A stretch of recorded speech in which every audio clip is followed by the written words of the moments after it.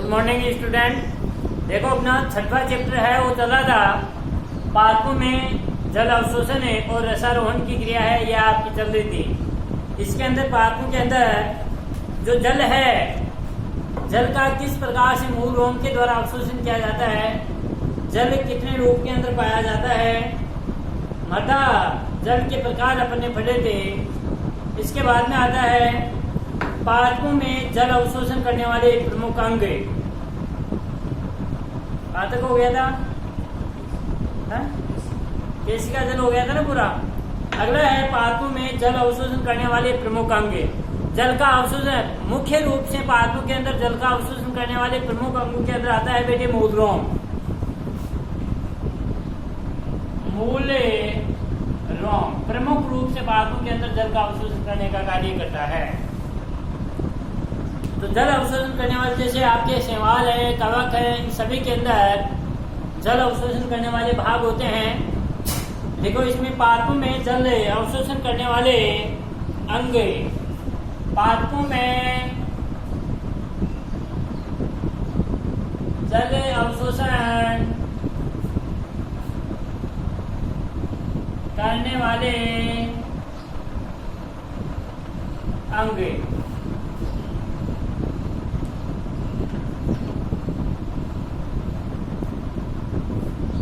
पादपों में जल अवशोषण करने वाले अंग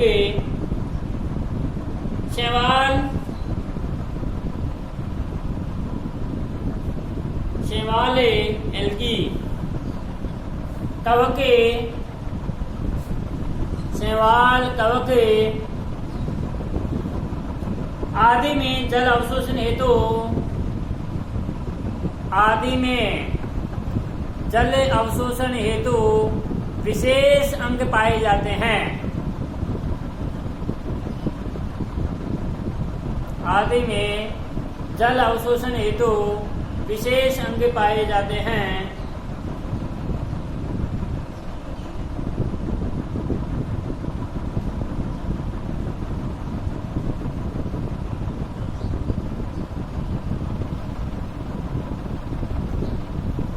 पहला चेंज करके लिखना। इनके शरीर की सभी कोशिकाएं, इनके शरीर की सभी कोशिकाएं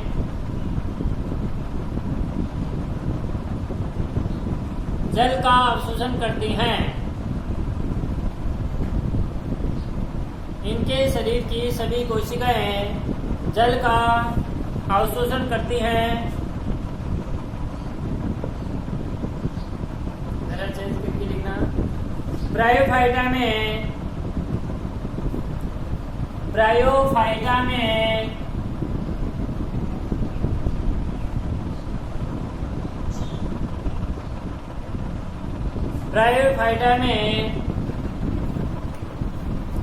जल अवशोषण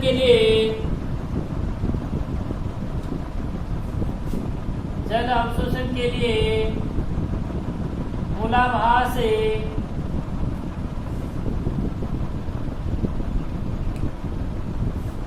पाए जाते हैं। मूलरोम के समान ही होते हैं, महीन मूलाभास पाए जाते हैं। पहला चेंज करके लिखना। टेरिडोफाइटा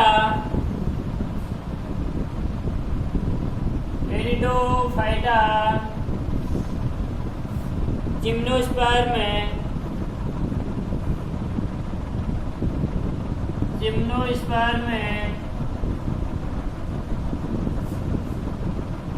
व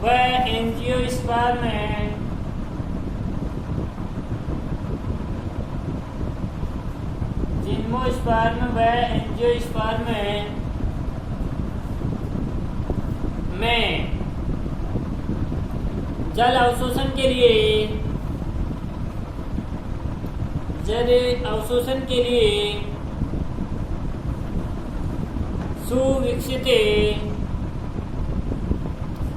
सुविकसित मूल तंत्र पाया जाता है।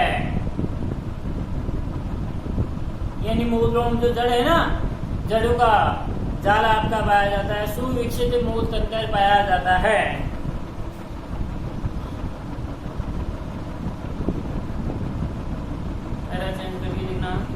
सामान्यतः जड़ के दो भाग होते हैं। सामान्यतः जड़ के दो भाग होते हैं। फर्स्ट है तरुण क्षेत्र,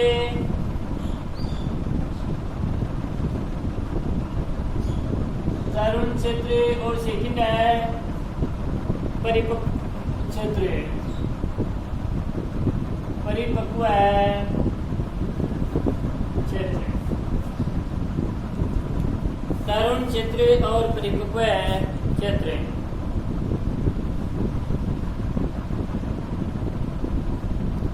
बेटे जल का जो अवशोषण होता है, परिपक्व का मतलब होती है जो पक जाती है ना, जल मोटी हो जाती है, पक जाती है, उसको परिपक्व जल कहते हैं। जल का अवशोषण है वो सामान्य तौर के ऊपर तरुण जो क्षेत्र होता है उसके द्वारा ही होता है। यानी जो कच्ची आपकी जो जड़ होती है, मूलरोम होती है, उसके द्वारा जड़ का क्या होता है, जल का अवशोषण होता है। जैसे अपनी सामान्य तौर के ऊपर अपन फसल बोते हैं तो उसके अंदर आप अपने पौधे को जैसे उखाड़ के देखते हैं, अपन देखते हैं कि जो नई जड़ें, जब आपकी पादप की नई जड़ चल रही होती है, यानी तरुण जड़ें होती हैं, तो पादप है वो आपका वृद्धि ज्यादा करता है। और सामान्य तौर के ऊपर अपन कहते हैं कि इसके तो जड़ें, नई जड़ है वो चली नहीं, इसके कारण से पौधा है वो आपका पीला हो गया है। तो उसका कारण यह है कि इसके जो पुरानी जड़ें हैं, परिपक्व क्षेत्र है, उसके द्वारा जल का अवशोषण वो आपका नहीं हो पाता है, जिसके कारण से वह वृद्धि नहीं करता है। पहले चेंज करके लिखो, जल का अवशोषण है, जल का अवशोषण है सामान्यतः है, जल का अवशोषण सामान्यतः है तरुण क्षेत्र द्वारा ही होता है। सामान्यतः है तरुण क्षेत्र द्वारा ही होता है।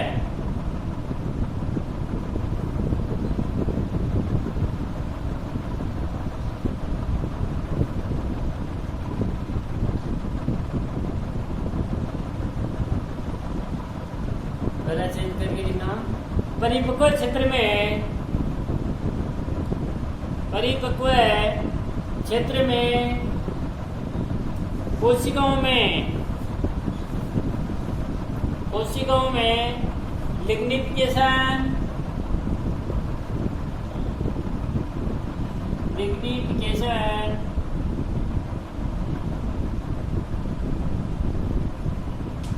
कोशिकाओं में लिग्निफिकेशन तथा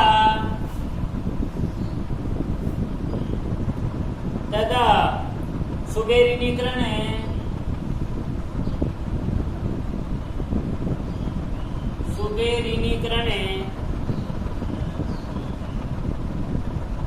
के कारण,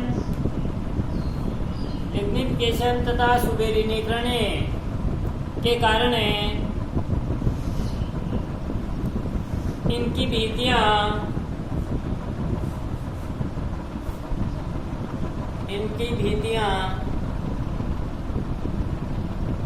जल के लिए अपारगम्य हो जाती हैं। जल के लिए अपारगम्य हो जाती हैं।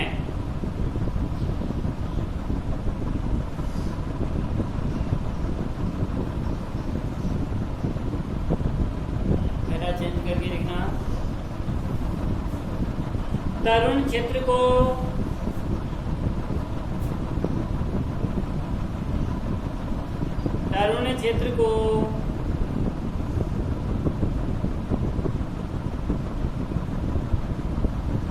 पांच भागों में बांटा जा सकता है।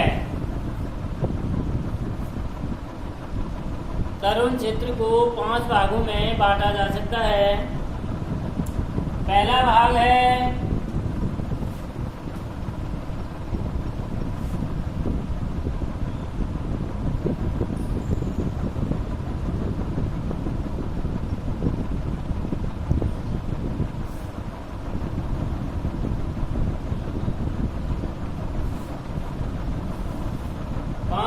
बांटा जा सकता है। पहला है मूलभूत क्षेत्र, मूलभूत गोप क्षेत्र। देखो बेटे, जो पादप की जड़ होती है, ये पादप है, जो पादप की जड़ होती है, इस पादप की जड़ के नीचे जो आगे का भाग होता है, उसके ऊपर एक कैप नुमा संरचना पाई जाती है, टोपी नुमा संरचना एक पाई जाती है। इसको अपन मूल गोप कहते हैं। ये टोपी नुमा संरचना है। ये पादप जैसे चट्टानों के अंदर भी आपके उगते हैं, पत्थर कंकड़ के अंदर भी उगते हैं। तो ये जो मूल गोप है, ये इस जड़ को किसी प्रकार का कोई नुकसान नहीं होने देती है, आसानी से चली जाती है, इसलिए इसको क्या कहते हैं, अपन मूल गोप कहते हैं। मूल गोप क्षेत्र। मूल गोप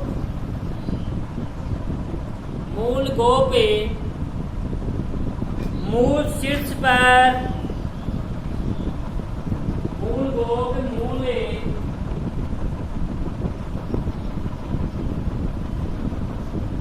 मूल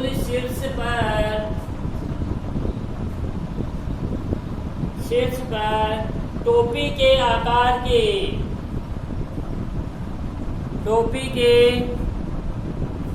टोपी के आकार की अंगुली नुमा,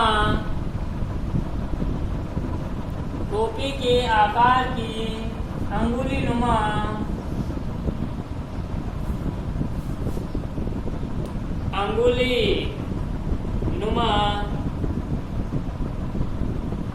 संरचना होती है। टोपी के आकार की अंगुली नुमा संरचना होती है।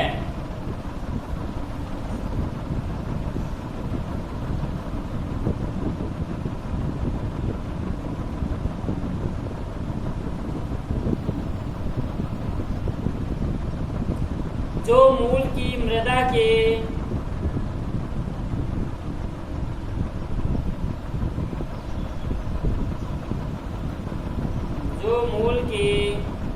के कणों के साथ, मूल की मृदा के कणों के साथ रक्षा करती है, रक्षा करती है।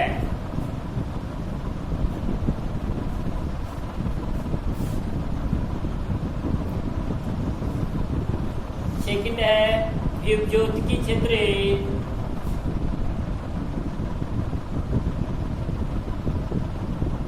विभज्योतिकी क्षेत्र।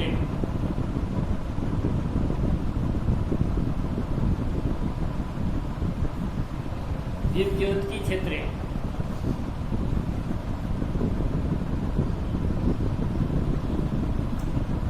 यह विभज्योतिकी कोशिकाओं का, यह विभज्योतिकी कोशिकाओं का लगभग, विभज्योतिकी कोशिकाओं का लगभग 1 mm, विभज्योतिकी कोशिकाओं का लगभग 1 mm लंबाई का क्षेत्र होता है। 1 mm लंबाई का क्षेत्र होता है।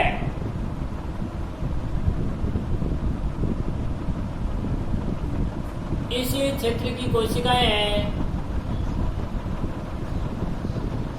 इस क्षेत्र की कोशिकाएं सामान्यतः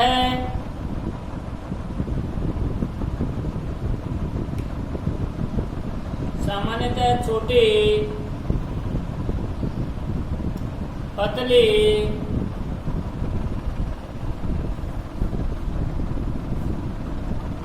छोटी पतले,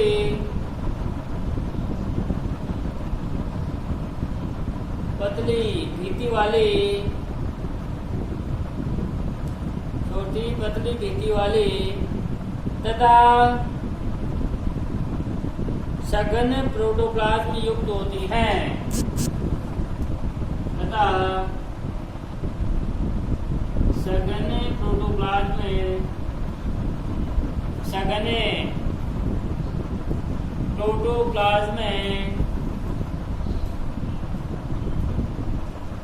युक्त होती है।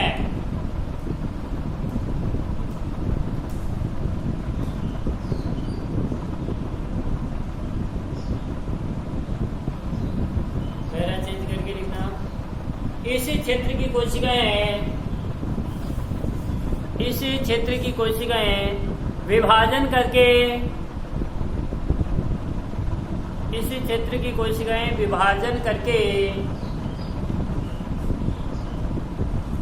मूल गोप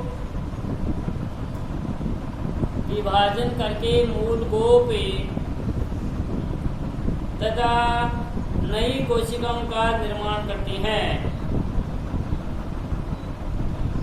मूल गोप तथा नई कोशिकाओं का निर्माण करती हैं।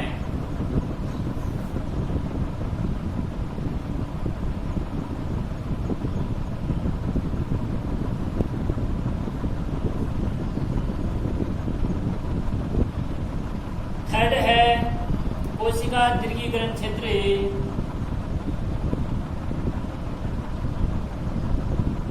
कोशिका दीर्घीकरण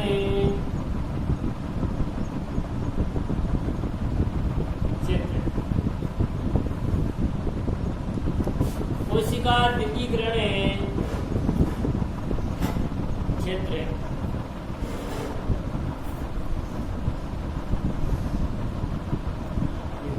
इसी क्षेत्र की कोशिकाएं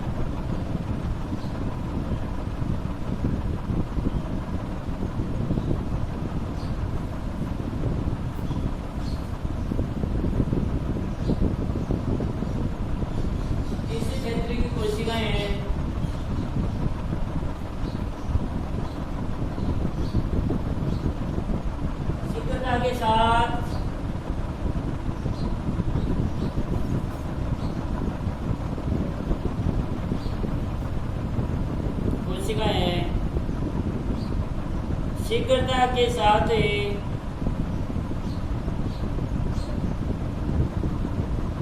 अधिक लंबाई में बढ़ती हैं।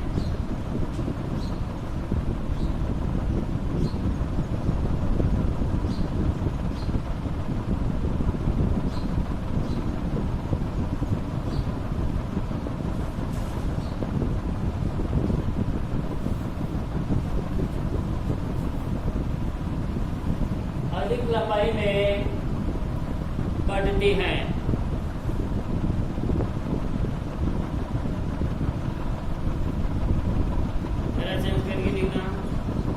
यह जड़ की लंबाई में वृद्धि के लिए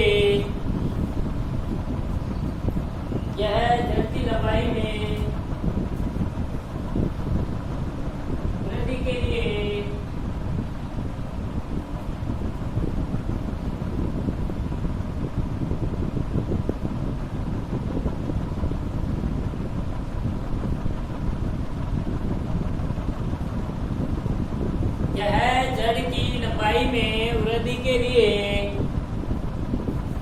उत्तरदायी होता है।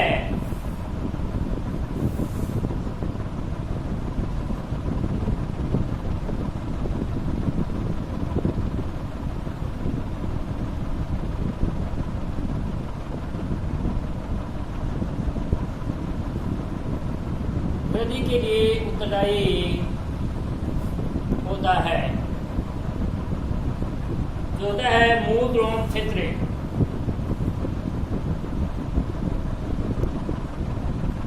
मूल रोम क्षेत्र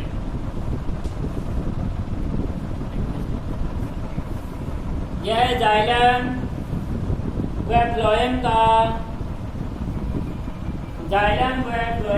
विभेदन करता है।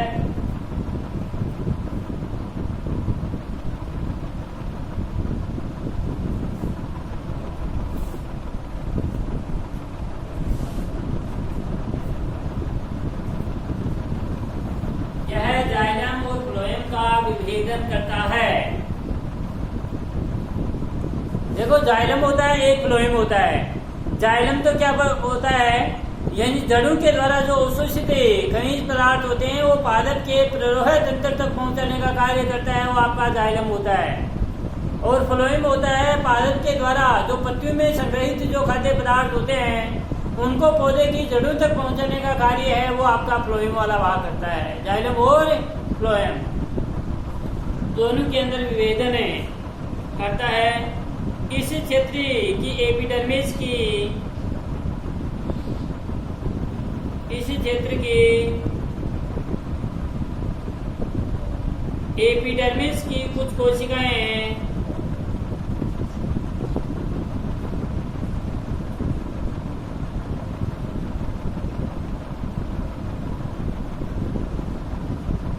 क्षेत्र की एपिडर्मिस की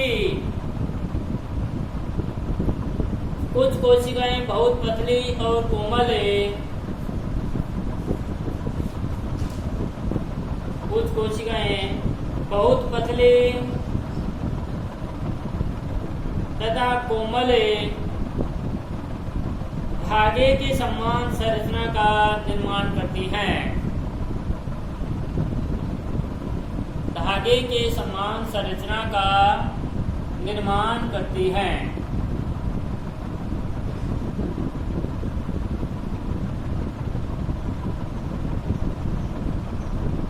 इस धागेनुमा संरचनाओं को ही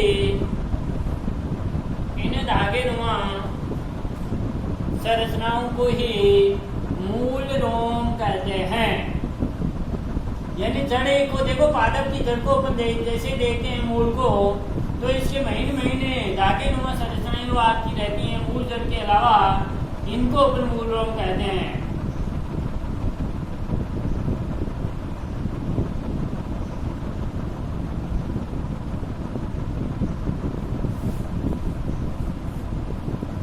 मूल रोम कहते हैं। अगली है पांचवी, कोशिका परिपक्व क्षेत्र। कोशिका परिपक्व क्षेत्र। कोशिका परिपक्व क्षेत्र मूल का मुख्य भाग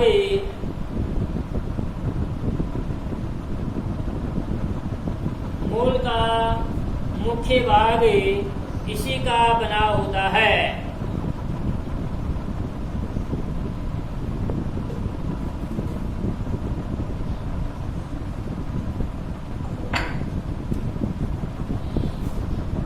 सामान्यतः देखो अपन जड़ की संरचना यदि पढ़ेंगे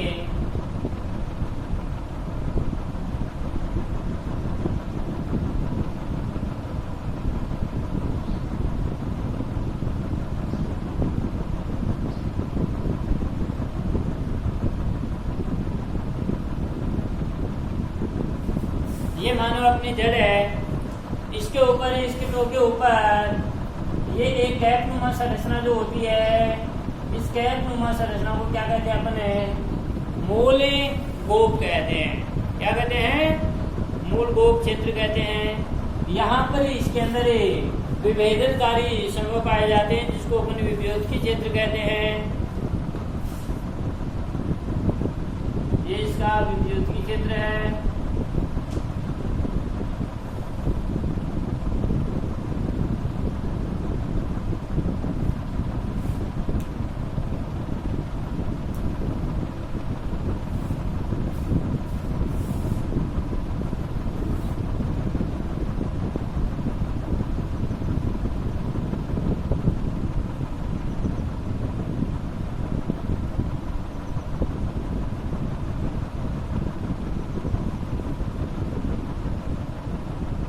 यह है आपके परिपक्व क्षेत्र।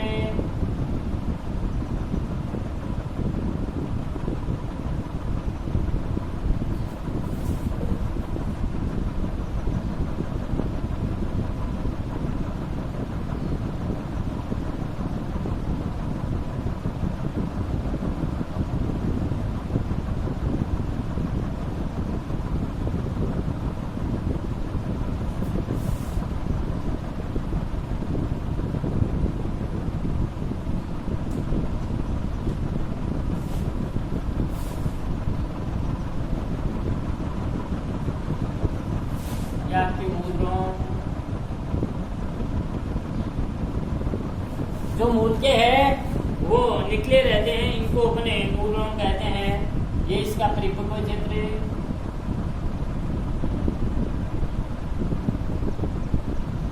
क्षेत्र, ये क्या है, मूल भोग क्षेत्र है, और यह है विद्युत क्षेत्र।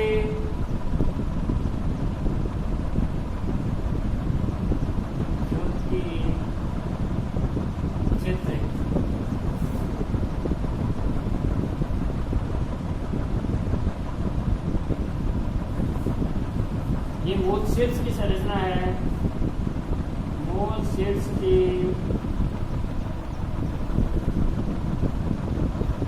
संरचना।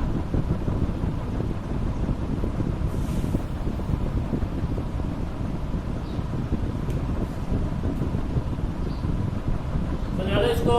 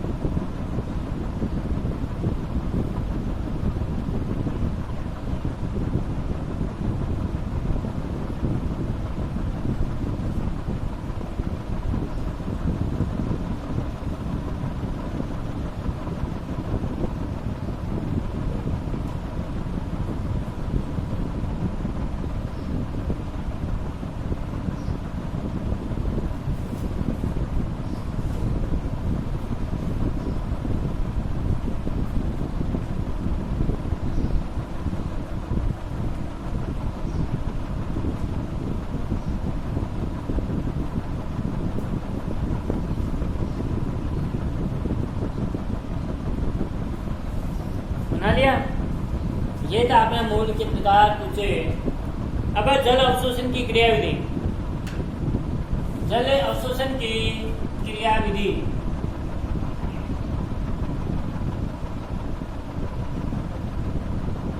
अवशोषण की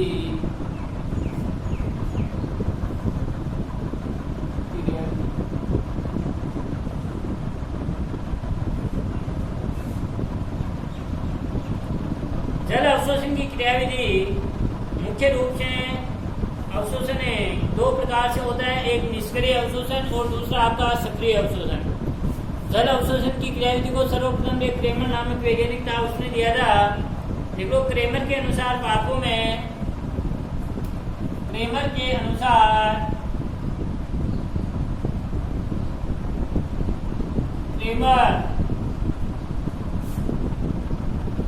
क्रेमर के अनुसार पापों में जल अवशोषण है।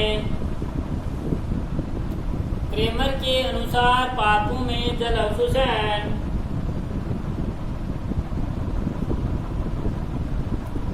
निम्न दो प्रकार से होता है। निम्न दो प्रकार से होता है।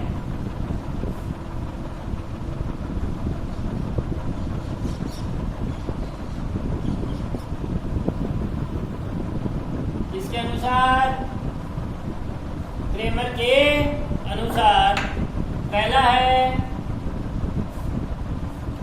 निष्क्रिय जल अवशोषण,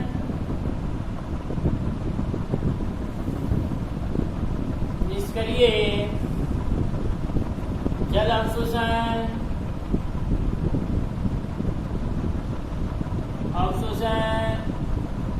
और सेकंड है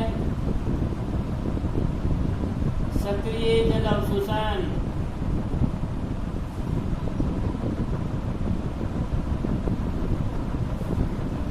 निष्क्रिय जल अवशोषण और आपका सक्रिय जल अवशोषण।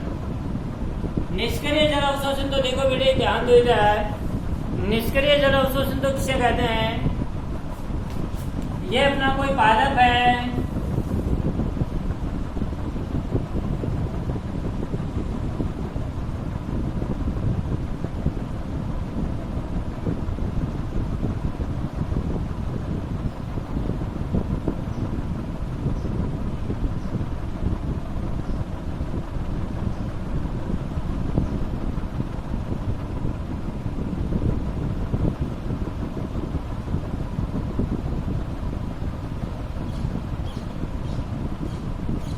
ये पादप है। निष्क्रिय जल अवशोषण में देखो समझने वाली बात है, क्या होता है? जो निष्क्रिय जल अवशोषण है उसके अंदर जो जड़ है, जड़ होती है, इस जड़ के द्वारा मूल रूप से जड़ है वो आपकी सक्रिय रूप से भाग नहीं लेती है। जड़ रहती हैं लेकिन वो आपकी निष्क्रिय रहती हैं। जड़ है वो आपकी सक्रिय रूप से भाग नहीं लेते। जबकि पादप के जो वायवीय भाग होता है वह वायवीय भाग है, यानी बाहर की ओर वायवीय भाग है। वायवीय भाग आपका सक्रिय रूप से भागीदारी निभाता है। कैसे? देखो, जब वाष्प उत्सर्जन की क्रिया होगी, पादप के वायवीय भाग के द्वारा वाष्प उत्सर्जन की क्रिया होती है। इन पत्तियों के द्वारा वाष्प उत्सर्जन के रूप में जल है आपका क्या निकलेगा? बाहर वाष्प के रूप में, जिसके कारण से पादप को जल की आवश्यकता पड़ेगी। जल की आवश्यकता पड़ेगी तो वह क्या जल को अवशोषण करने का कार्य करते हैं। इस प्रकार से सक्रिय रूप से जड़ें हैं वो आपकी सक्रिय रूप से भागीदारी, इसके अंदर एक ऋणात्मक क्या हो जाता है? जल का अवशोषण होता है। यानी जड़ें हैं वो सक्रिय रूप से आपकी भाग नहीं लेते हैं। पादप का जो वायवीय भाग है, वायवीय भाग के अंदर अवशोषण के कारण, वाष्प उत्सर्जन के कारण एक संबंध उत्पन्न हो जाता है जड़ और पादप के, जिसके कारण से पादप है वो जल का अवशोषण करता है। इस प्रकार के अवशोषण को अपन निष्क्रिय जल अवशोषण कहते हैं। देखो, इस प्रकार के जल अवशोषण में, इस प्रकार के जल अवशोषण में जड़ें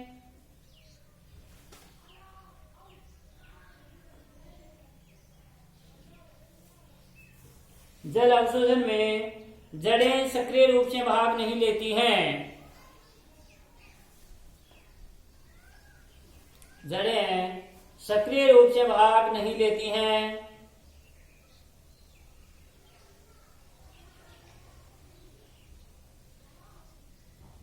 इसी जल अवशोषण में, इसे जल अवशोषण में पादप के वायवीय भागों में, जल अवशोषण में पादप के वायवीय भागों में होने वाला वाष्प उत्सर्जन, होने वाला वाष्प उत्सर्जन जल अवशोषण में, वाष्प उत्सर्जन जल अवशोषण में मुख्य भूमिका निभाता है। मुख्य भूमिका निभाता है। जब पादप की पत्तियों, जब पादप के पत्तियों की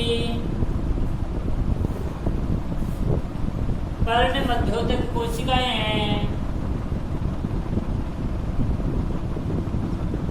मध्योतक कोशिकाएं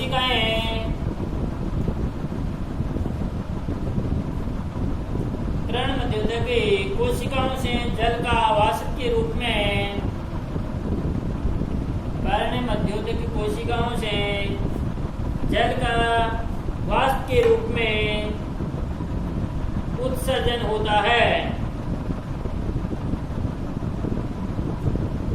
तो इनमें डीपीटी का मान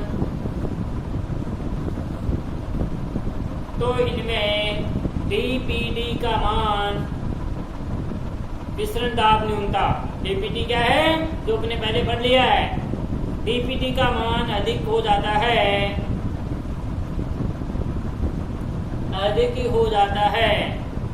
इसके फलस्वरूप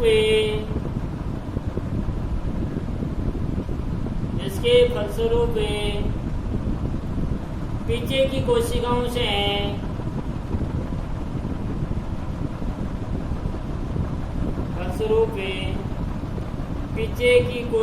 से जल ग्रहण करती हैं,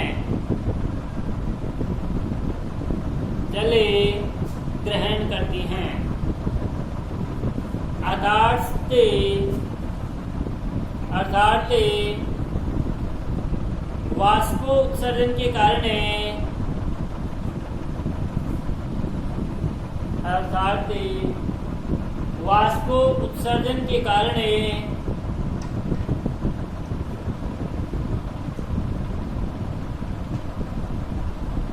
एक ऋणात्मक तनाव उत्पन्न हो जाता है।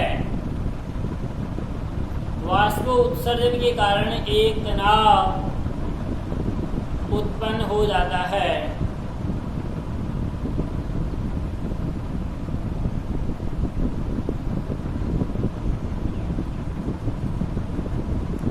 इसी ऋणात्मक तनाव के कारण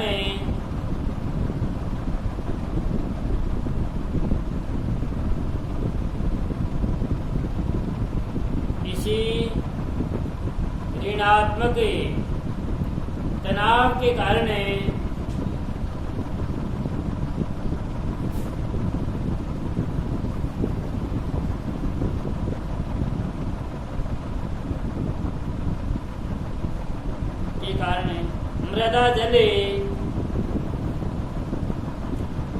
जले विलयन से मूल रोमों में प्रवेश करता है। विलयनों से मूल रोमों के अंदर प्रवेश करता है। इसी ऋणात्मक तनाव के कारण ही जो जल है वो मूल रोमों के अंदर क्या हो जाता है, प्रवेश हो जाता है। दूसरा है सक्रिय जल